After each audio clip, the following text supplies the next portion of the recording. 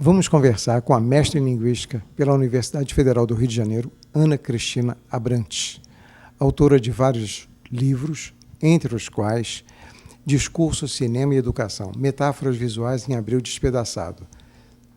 Este aqui, tema de nossa conversa de hoje. Ana Cristina, você poderia nos dizer como este tema se tornou central na sua dissertação? Sim, eu escolhi o tema Abril Despedaçado como fonte de pesquisa para as imagens do cinema, em que eu vou analisar discursivamente, através das metáforas visuais, em vez de usar o conceito comum da metáfora, que seria como uma figura de estética ou uma figura de argumentação, segundo Aristóteles. Abril Despedaçado é um romance original de Ismail Kadaré, escritor albanês que narra uma história de vingança onde um matador é encarregado de matar o seu oponente pertencente a um outro clã, isto é, a uma família inimiga da sua. Esse tema foi adaptado para o sertão do Nordeste brasileiro e Walter Salles transformou no filme homônimo Abril Despedaçado. A seu ver, como poderíamos considerar essa adaptação feita para o cenário brasileiro de uma história da Europa Oriental? Na verdade, é um tema muito original, mas ele é um tema que concerne a natureza humana, que é a vingança, o ódio, as rixas. E, em 1910, época em que é situada a história do Nordeste brasileiro, haviam aquelas brigas por terras. Inclusive, alguns nomes importantes da historiografia sertaneja estiveram, de uma ou de outra forma, envolvidos nessas brigas por terras, nessas vinganças de família, dentre eles, Virgulino Lampião. Bom, inegavelmente, este é um dos mais belos filmes de Walter Salles, em que as imagens gritam muito alto, são belíssimas. O que serviu a você de estudo sobre as metáforas visuais? O que você tem a dizer sobre a fotografia deste filme? A fotografia desse filme ela é muito agradável, né? E quem fez, o fotógrafo, né? O especialista que coordenou as imagens do filme foi o Walter Carvalho. E ele, sem dúvida, foi muito feliz, tanto que o filme, desde a primeira vez que eu assisti, em 2002, ele captou a minha atenção, sensível, através das imagens, né? E essas imagens, justamente, foram motivo de eu desenvolver essa pesquisa, né, focando nesse filme, pela força metafórica e pela beleza que elas apresentam. Na história original de Ismail Kadaré, tem uma palavra chamada canum, que descreve um conjunto de regras não escritas em que o sangue derramado de um clã familiar, em que um membro de uma família foi morto, deve ser recobrado com a morte de um membro da família do assassino. E assim, essa corrente de vinganças sucessivas só termina quando os homens todos estiverem mortos, de um lado ou do outro, ou a família perdoar a outra. As mulheres não participam. É a força de uma tradição. Matou, vai morrer. Moralmente, como você abordou essa questão? O livro ele trata dessas questões humanas, que são questões muito antigas, né? Então, o Canum é apenas um dos códigos que persiste até hoje, mas na China antiga persistia esse mesmo código. Confúcio já citava, né, que se alguém matasse, ele teria de morrer. No Egito Antigo, essa era uma realidade também daquela época. E isso a gente vê retratado, por exemplo, na nossa sociedade atual, nessas brigas bárbaras entre facções criminosas e até mesmo quando a gente ouve falar de um assassinato, por exemplo, dentro de um partido político. A sua abordagem é abrangente na nossa conversa. Porém, eu gostaria de perguntar uma coisa mais específica. Como os membros dessas famílias se comportam perante esta sina, que é cumprir a tradição? O pai da família, né, de Tonho, e para lembrar nessa história que é retratada por Walter Salles, a família do Tonho, que é a família Breves, é uma família muito reduzida, que é composta do pai e da mãe, do Tonho, que é o protagonista, que em breve vai morrer, tem que vingar a morte do seu irmão e é marcado para ser o próximo a ser morto, e o seu irmão mais novo, menino, que também não tem nome. Depois ele é batizado de Pacu pelo Mambembe. Mas essas caracterizações na família mostram, por exemplo, uma sociedade ali naquela época em que era patriarcal, então o homem tinha uma força muito grande de vingar, de ser aquela pessoa que dava as ordens, e ele estava inserido dentro de um código de ética, de honra, que ele acreditava ser correto. Então, ele passava isso para o filho de uma maneira muito incisiva, né? Olha, você não vai matar qualquer um, você não vai matar pelas costas, você vai olhar o teu inimigo no olho. Então, isso para eles era uma coisa muito normal, existia uma ética por trás daquilo. Eles acreditavam que a morte de um justificava a morte do outro. Esse tema ele é tão antigo quanto a humanidade, né? Se a gente recorrer aos escritos hebraicos, na Torá, por exemplo, né, esses exemplos de vingança, de morte, de resgate, eles já existiam, estão lá. Né? E hoje a gente tem acesso. Basta você abrir a Torá, você consegue citar, por exemplo, Deuteronômio, o Gênesis, onde haviam essas brigas, essas guerras, né, essas matanças. Então, esses temas eles são muito pertinentes à situação que nós vivemos hoje, porque é uma condição humana. Gostaria de pontuar sua resposta com a citação de uma frase. A mãe de Tonho, personagem interpretado pelo ator Rodrigo Santoro, ela diz, num dado momento, orando para a foto do filho morto anteriormente: que cada gota de seu sangue seja luz do inimigo. Que você, meu filho. Como você analisaria essa postura da mãe como incitadora do ódio e da vingança? A mãe, ela está tão impregnada do ódio quanto o pai, né? Embora aparentemente ela tenha uma participação passiva, ela é conivente, né? Quando ela ora para Deus e ela confere ao espírito do morto aquele endeusamento capaz de potencializar a vingança do filho que está vivo, ela faz isso sem levar em consideração que o que ela tem vivo são 2 filhos em casa. Então, para ela, naquele momento, a vida do filho, que já não pertence mais àquele ambiente, o filho que morreu, no caso da trama, Inácio, se torna mais importante vingar aquela morte com a morte dos 2 que estão em casa do que preservar vivos os 2 filhos que estão no lar. Então, a mãe ela também está completamente inserida naquele contexto ali. Ela teria, talvez, num outro contexto, uma força moral para parar aquela insanidade, mas ela não tem. Né? Ela está dentro de um contexto de guerra e de vingança, inserida dentro da mesma formação ideológica. A formação ideológica do marido é a mesma da mulher, que é a mesma de todo mundo, tanto da família do Tonho quanto da família rival dos Ferreiras. Neste ponto, gostaria de citar também a fala do pai do morto anterior, na família Ferreira, em que ele diz: Tá vendo aquele relógio ali? Cada vez que ele marcar mais um, ele vai estar te dizendo: menos um, menos um, menos um.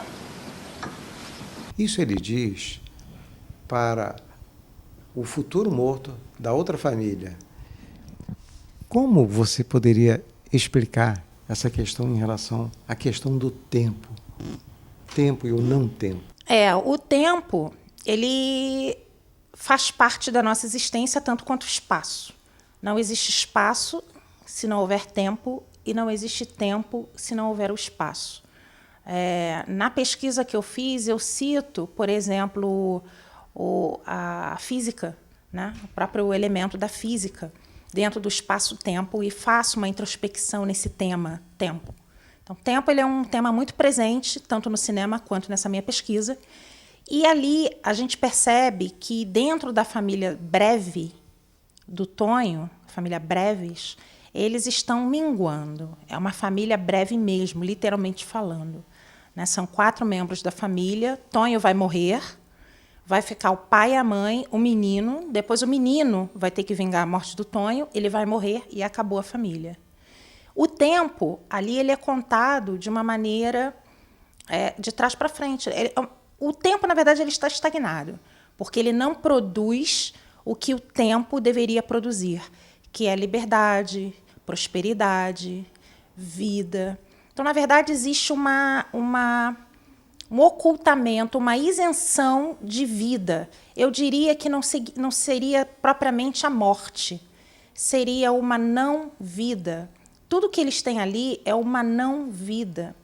Né? E aquele período que Tonho está contando até ele morrer, que ele não morre, ele está vivo, mas ele não está usufruindo a vida, os prazeres da vida, as coisas que a vida pode dar para ele. Ele é um jovem de 20 anos, ele não namora, ele não passeia, ele não assiste peças teatrais, nem cinema, o universo dele é muito restrito. Então, ali seria uma não-morte, porque ele está vivo, mas é como se ele não tivesse. Tanto que no varal, no fundo do quintal, está a camisa manchada de sangue do irmão que foi morto anteriormente. E quando aquele sangue amarelar, será o momento de alguém morrer. Essa contagem regressiva tem a ver com as batidas do relógio. E em relação à psicologia daquele personagem, em que medida, a seu ver, ele tem consciência dessa contagem que vai tornando o tempo dele cada vez mais curto? Na verdade, Tonho é um personagem que cresce durante a trama, né? De um personagem raro, um personagem, digo, raso, que não questiona nada, que não tem força ativa para mudar aquela vida estagnada, que é simplesmente subserviente à vontade do pai, que é simplesmente mais uma peça na engrenagem daquela grande moenda de fazer rapadura. O Tonho, ele começa a despertar a consciência dele no momento em que ele recebe a sentença de morte. No momento em que o patriarca dos Ferreira coloca no braço dele a tarja preta que indica que ele vai ser morto, daquele momento ali que o patriarca sentencia para ele que cada batida do relógio é menos 1 minuto para ele, a cena seguinte a essa fala, Tonho sai da fazenda, mas ele não está taciturno, ele não está sob uma luz negativa, existe o sol, existe uma aura estranha àquele contexto da fala do patriarca. E, na verdade, aquilo dali é um índice. É um índice para mostrar que aquela luz incidente, aquela postura dele ereta, é algo que vai começar a mudar, é algo estranho, é algo diferente da expectativa de morte. Ele começa a despertar aos poucos a consciência para observar a vida que ocorre ao redor dele, a qual ele não vivia.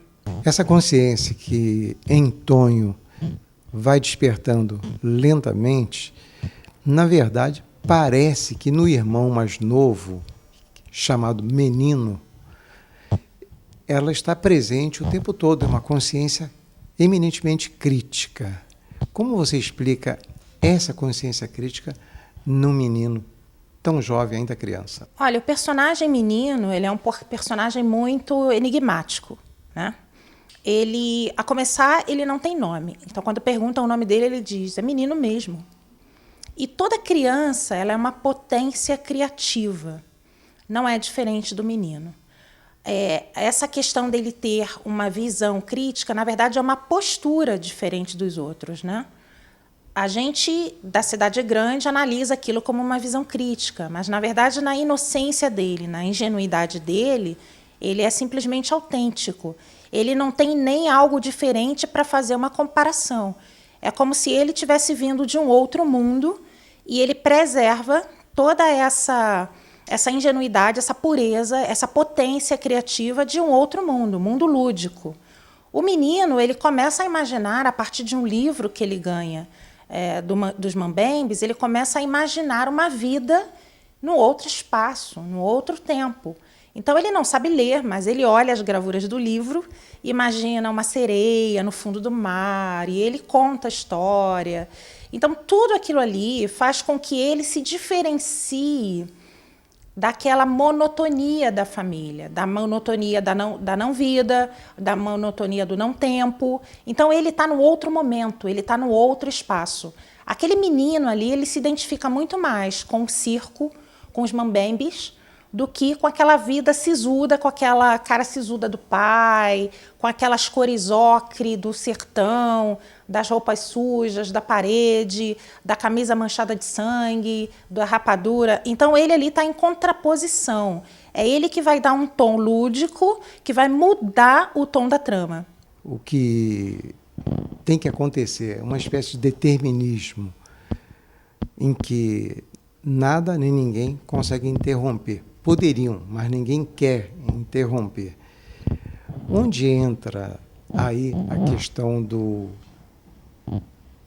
resgate, a questão da provação propriamente dita de cada personagem em relação ao sofrimento? Com relação a esse determinismo, existe um determinismo na vida daquelas pessoas que vivem no sertão e que sabem que vão vingar a morte um do outro até as famílias se erradicarem, né?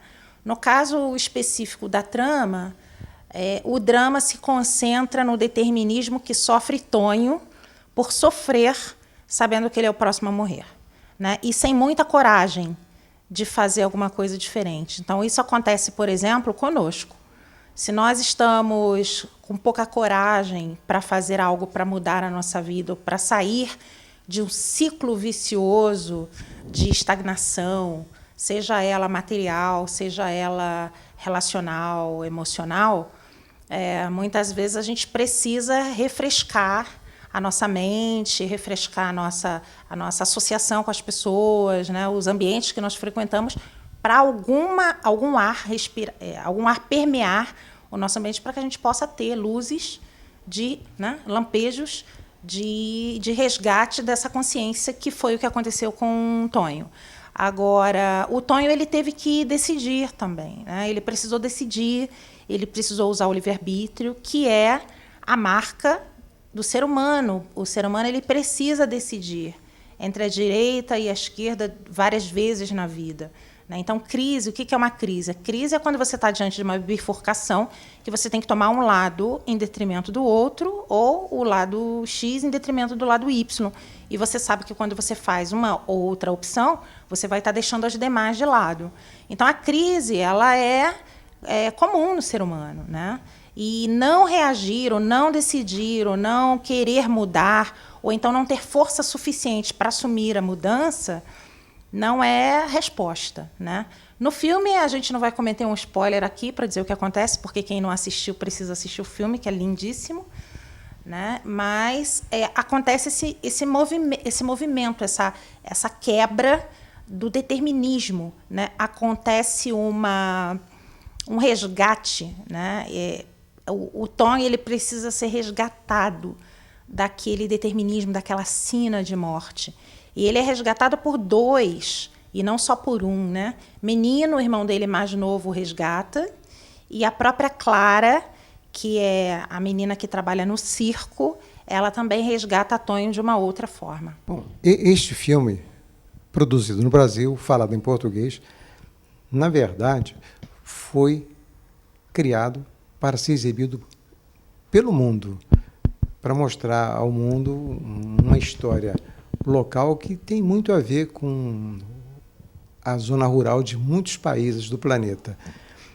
E, nesse caso, as imagens e as palavras, elas se completam e estabelecem um jogo, e que é exatamente a maneira que você viu o filme, um jogo semântico. Como isso poderia ser visto de maneira diferente em algum outro ponto do planeta? Ou todos terão facilidade de ver do mesmo modo? A minha visão do filme é uma visão analítica, mas é uma visão sensível, despertada pela prática na teoria, né? Então, não é uma visão ingênua. Não é a minha primeira visão também ao ter assistido o filme em 2002. É uma visão revisitada, cotejada com a teoria da análise do discurso segundo a escola francesa, né? Então, assim, não há nada de ingênuo ali na minha análise. Agora, eu não digo que daqui a 2 ou 3 anos eu pudesse fazer um trabalho semelhante de análise dessas metáforas visuais do filme e chegar a conclusões diferentes, ou continuar ampliando a minha visão, como foi o processo da pesquisa da dissertação do mestrado. A visão continua sendo ampliada e você continua enxergando coisas que você não enxergava antes. É como uma boa literatura. Cada vez que você relê uma boa literatura, é como se você não a tivesse lido antes. Dependendo do momento seu na história, seu momento social, você consegue apreender coisas diferentes, porque existe um contato sensível, né? Então, a visão que eu apresento ao fazer análise desse filme é uma visão sensível, mas não é uma visão ingênua, é uma visão revisitada. Agora, um outro analista, uma outra pessoa, um outro leitor, um outro espectador, ele poderia fazer ainda uma outra leitura, né? Tanto a partir do filme quanto a partir da minha própria análise. Por quê? Porque o sujeito ele é atravessado por vários dizeres. E aquilo que me atravessa, né, é o mesmo que atravessa você ou que atravessa uma outra pessoa, por conta da nossa ideologia. Não na ideologia que eu me refiro a Marx, mas a ideologia do ponto de vista da análise do discurso, que é um momento que você é atravessado por dizeres que você já ouviu, que você torna seus. Então, você tem a ideia, você tem a sensação do óbvio, que você está dizendo uma coisa óbvia, que todo mundo vai entender, que aquilo que você está dizendo é claro, todo mundo vai perceber. Mas é claro por quê? Porque você se inseriu desde muito dentro daquele contexto social, histórico. Então, você fala para um público que você subentende que te compreenda, que te entenda. Então, essa visão metafórica é um caminho que eu fiz para tentar mostrar sensivelmente caminhos para o professor de artes, para o professor de letras, para o professor de linguística, para o professor de cinema, ou simplesmente para a pessoa que adora cinema, ou para a pessoa que adora literatura. Ou então, melhor ainda, para quem adora literatura e cinema. Está aqui uma obra que junta as duas coisas. O que você diz valoriza muito o trabalho de Walter Salles, de seu roteirista, de seu diretor de fotografia. Por quê? O filme mostra em cores muito fortes, uma violência muito realista e que tem pontos de contato com a violência da atualidade brasileira. Veja, é comum nos grandes centros, mesmo em cidades menores, as brigas de gangues de um bairro contra outro, uma turma contra outra. A diferença entre esses grupos que se digladiam e essas famílias do sertão que se matam? Sim e não, né? Talvez a diferença seja a moral com que isso é feito, os códigos. Aquelas famílias do Nordeste, elas seguiam piamente um código de moral, então havia código, né? Não havia aquela morte covarde.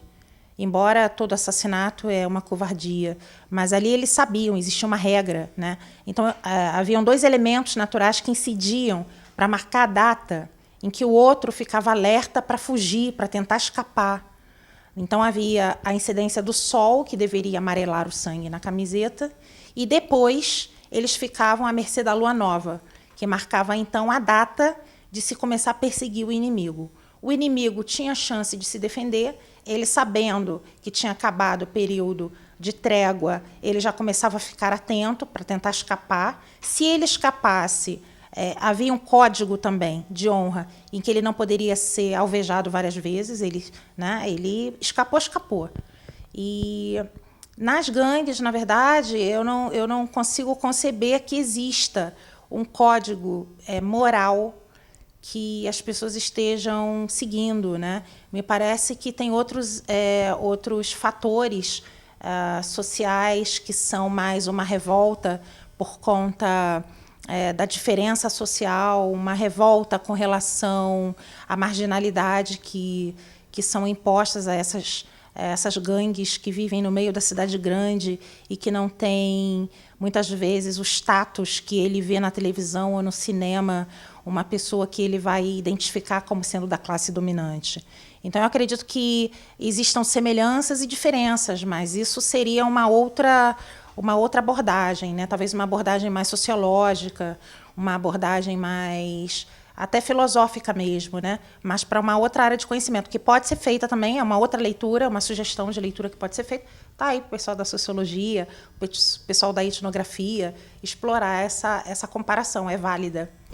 Eu não gostaria de forçar a coisa, mas gostaria de perguntar a você, os preconceitos, as discriminações contra determinados grupos, como LGBT, e mesmo, você falou rapidamente, mas as brigas de torcidas e essas disputas partidárias em que, mesmo dentro de um partido ou situação e oposição, eles levam essa rivalidade tão a fundo que, muitas vezes, a violência explode e foge de controle.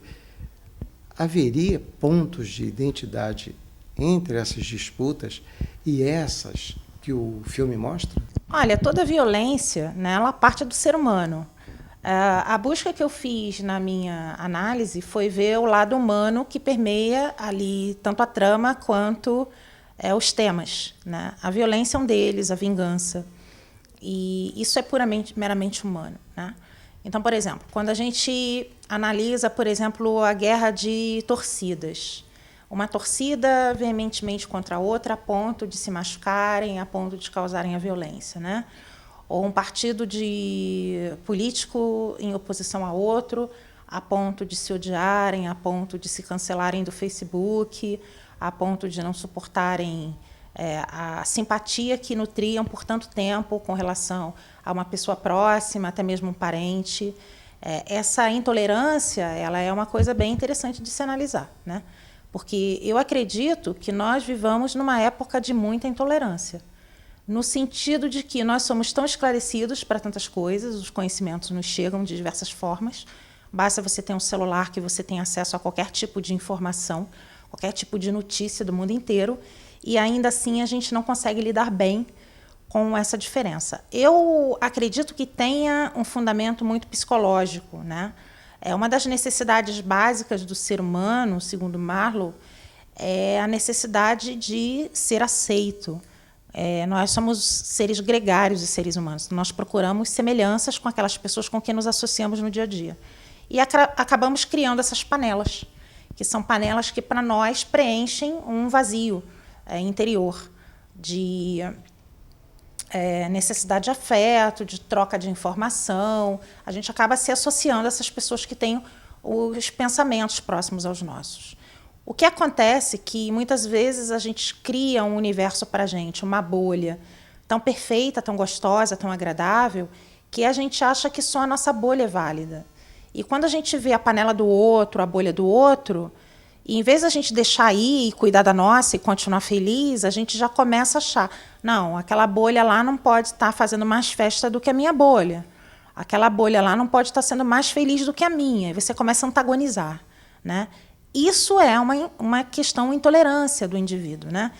Por exemplo, se eu tenho uma orientação sexual e eu estou feliz com a minha orientação sexual, por que eu vou me antagonizar com o vizinho se ele tem a orientação sexual dele? Qual é o problema?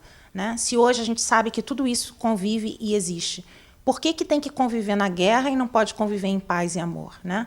Se eu sei que existem vários partidos políticos, por que eu tenho que aceitar no meu Facebook só quem aceita a minha visão exatamente do jeito que eu aceito? Por que eu não consigo mais olhar para aquela pessoa com apreço pela profissão dela, pelo trabalho dela, pela dedicação dela como mãe, como dona de casa, por aquele trabalhador, sem levar em conta as panelas diversas que ele faz parte? No livro, o embasamento teórico para isso está entre a diferença entre formação ideológica e formação discursiva, que é um tema muito mais aprofundado, que a gente não vai tratar aqui, mas que vale a pena uma averiguação posterior. Após essa resposta, eu não posso deixar de destacar que você tocou anteriormente, de passagem, a questão do livre-arbítrio. O que você diz agora, nesse momento, sobre essa possibilidade de mudar isso, de pôr um fim nisso, é, na verdade, o livre-arbítrio. A pessoa tem que decidir, tem que escolher. E isso nos conduz à ideia das bifurcações, das escolhas no filme. As árvores com aqueles galhos em forma de Y, a estrada em forma de Y. A seu ver, como a sociedade brasileira poderia buscar remédios para esse mal? Eu tenho a minha intuição com relação a isso, né? As pessoas buscam serem felizes. Essa eu acho que é a busca principal do ser humano. A gente está querendo se gratificar de alguma maneira, a gente quer que alguém gratifique a gente. Na verdade, as pessoas buscam isso por diversos caminhos, né? Lícitos ou ilícitos, né? Ou algumas pessoas vão buscar através do materialismo, outros através da realização pessoal, no trabalho, outros através do esporte, outros através das drogas, outros através do entretenimento. Então, existem várias vertentes que as pessoas vão buscar no seu caminho individual para tentarem satisfazer essa necessidade de felicidade. Essas escolhas somos nós que fazemos. Na minha intuição, o que pode mudar, que eu acredito que seja a chave para a mudança, está descrita em 4 letras. A-M-O-R, amor. Né? O ser humano é o nosso semelhante. Independe da cor dos olhos, da cor da pele, do tipo de cabelo, da sociedade, do nível escolar, o ser humano é o nosso irmão. Né?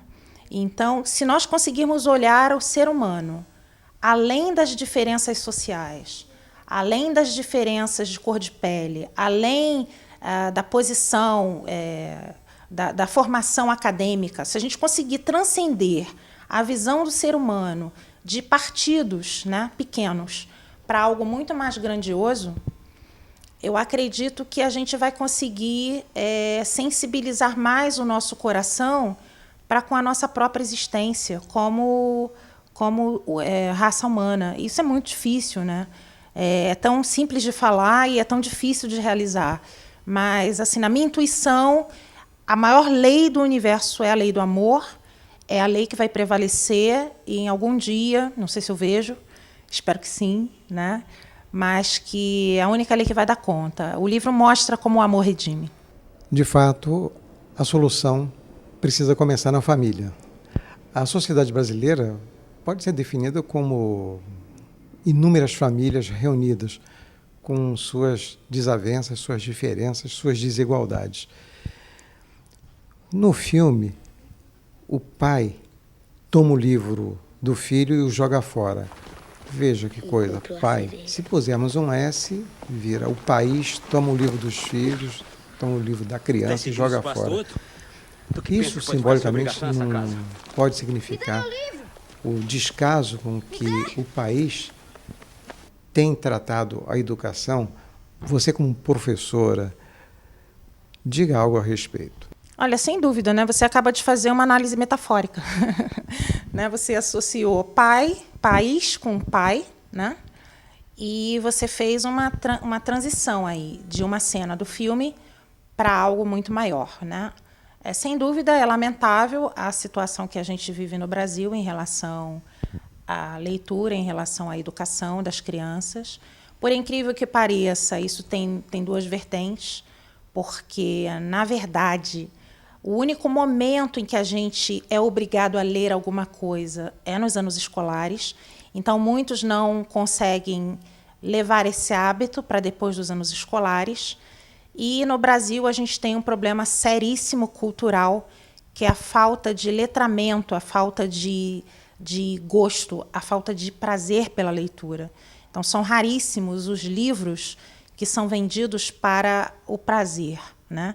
Então, hoje a gente tem no Brasil um grande público infantil, porque, através dos livros que são obrigatórios, as crianças têm que adquirir para fazer sua leitura, mas isso não é ensinado como algo vital. Ou seja, a escola, na verdade, ela não dá conta desse gosto pela leitura. Ele tem que começar em casa. O filho tem que ver que a mãe senta no sofá e ela tem prazer de ler. O filho tem que ver que o pai vai para a praia, pega um livro e lê. Então, o hábito de leitura ele começa muito pequeno, começa no lar. Com relação à nossa política educacional, né, é lamentável. Não dá nem o que dizer. A sua resposta, não vou dizer que esgotou o tema, mas transmitiu bem um quadro para o espectador.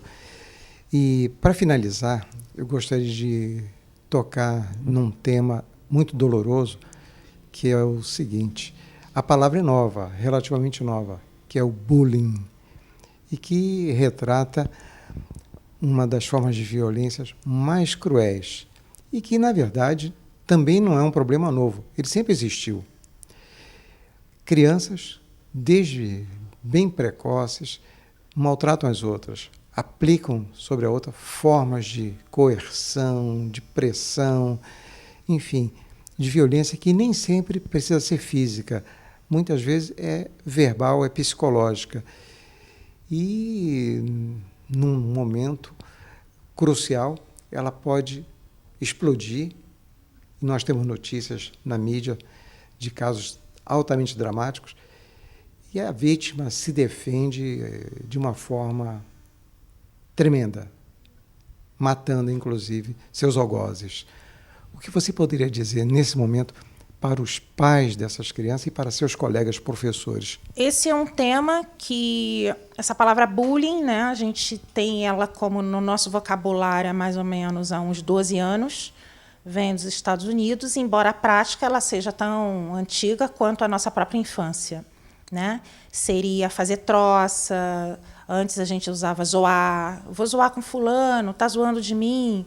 No Nordeste diz mangar, mangar de mim, né? Então, assim, o que a gente tem que tomar em consideração é o seguinte: isso também provém da educação, né? Se você ensina teu filho a respeitar o outro e você ensina para ele que isso não é bonito, não é engraçado, se você brinca com um coleguinha e ele aceita e ele se diverte com você, ótimo. Mas se você magoa o coleguinha e ele fica triste, isso não é bacana. Se você fala alguma coisa para parecer melhor do que o outro, na verdade, você só está enganando a você mesmo, porque você não é bonitão, você não é fortão, porque você bate no outro. Então, é uma questão que deve vir de casa. E outra coisa também que deve vir de casa é a nossa resiliência com relação à força psicológica que você carrega, uma crítica, né? Então, por exemplo, com que força psicológica você foi munido desde a sua infância para lidar, por exemplo, com frustrações, né? Outra, se você está extremamente deprimido, extremamente frustrado, extremamente angustiado, extremamente decepcionado, é justificativa você apelar para a violência? É justificativa você machucar o outro? É justificativa você matar o outro? Então, tudo isso parte do mesmo princípio, o princípio da educação. O princípio da educação e do respeito para com o outro ser humano. Uma coisa que a gente nunca pode passar despercebido, né? O respeito pelo ser humano, o amor, ele começa com você. Você tem que respeitar você, você tem que conhecer você. O núcleo que nos ensina a nossa individualidade, que nos ensina a lidar com outros seres humanos, é a família. É o primeiro núcleo. E depois a gente vai expandindo isso, vai abrindo. Então, assim, não existe nada que substitua os valores familiares. Não existe nada que substitua a educação parental. Não existe nada que substitua um abraço, um beijo, um afago, né? E até mesmo, muitas vezes, um oi, ei, peraí, você está exagerando. Né? Não é assim, levanta a cabeça, porque o outro disse que você é gordo, você tem que ficar triste. Das duas, uma, ou você é gordo e assume, ou você não é gordo, e para que você está se preocupando? Então, às vezes, um choque, uma terapia de choque também. Então, uma coisa não justifica a outra. Eu diria que, do ponto de vista do amor, a violência nunca é justificada. Né? Nunca. Porque se alguém atira uma arma e diz assim, ou você mata ou eu te mato, a decisão está na mão dele. Se eu decidir que eu não vou matar, que eu não vou apelar para a violência, eu não vou apelar. O fato dele fazer uma decisão diferente é uma questão dele. Então, assim, são valores que precisam ser ensinados e incutidos na criança, desde muito cedo. O bullying é uma tristeza, né? A gente tem visto aí, não só no Brasil, como no mundo inteiro, as pessoas tirando a vida das outras sob a justificativa do bullying. Eu acredito que existam já muitos argumentos a favor do bullying, tem muitos argumentos contra o bullying. Eu não sou especialista nisso, eu não sou psicóloga, eu não sou psiquiatra, mas eu acredito que existam situações que são diferentes. Né? Nem tudo que é chamado de bullying é de fato bullying, e nem toda autodefesa é justificada pelo bullying ou coisa semelhante. Eu diria que não tenho mais nada a acrescentar. Há algo que você gostaria de dizer que, porventura, não tenha perguntado? Olha, eu seria injusta se eu não falasse da extrema preocupação do Walter Salles para com as imagens. É o que define a filmografia do Walter Salles. Ele é extremamente consciente das imagens. Né? Isso não está só em Abril Despedaçado, está na obra dele como um todo. E se ele me inspirou através das imagens, é porque ele, de fato, ele se preocupa com isso no trabalho dele. É uma obsessão dele. E ele está de parabéns, está muito, muito bem feito, ele é um dos favoritos, né, um dos melhores do Brasil, e tive muito prazer em analisar essa obra dele. Espero poder um dia aprofundar mais e ampliar essa pesquisa na obra do Walter Salles. Agradecemos aqui suas palavras e, se as compreendi bem, eu devo dizer que Jesus já falava, perdoar quantas vezes? 70 vezes 7, se preciso.